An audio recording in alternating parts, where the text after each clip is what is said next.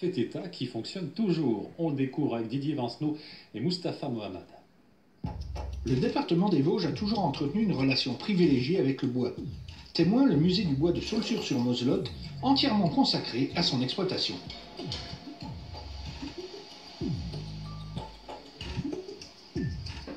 La chlite est un engin très ancien qui servait à descendre le bois de la râperie ou le bois de chauffage du milieu de la forêt jusqu'au bord des chemins, sur des chemins de chlitage aménagés à cet effet.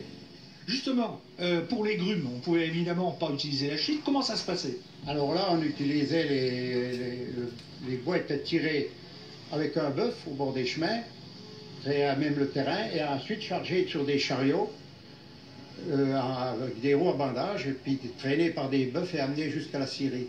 Place maintenant à la pièce maîtresse du musée, le fameux haut-fer, un instrument à l'époque très répandu et mis en service en 1827.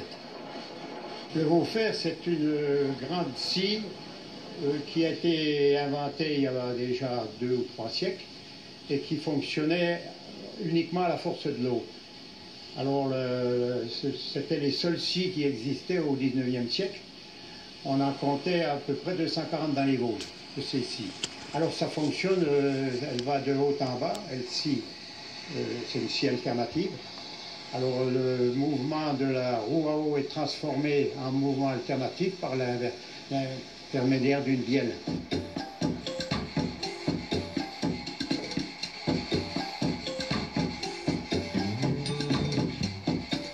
Le musée du bois perpétue également la tradition vosgienne avec les essis. Eh bien, ce sont des essis, c'était fabriqué à partir du bois commun dans nos Hauts-de-Vosges, principalement de l'épicéa.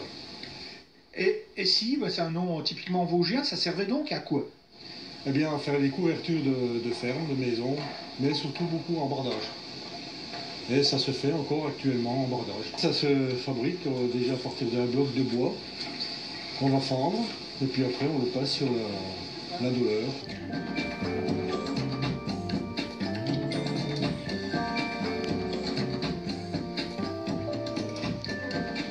Une impressionnante collection d'outils et de matériel consacré au bois est également présentée au musée, lieu entièrement administré par une poignée de bénévoles passionnés.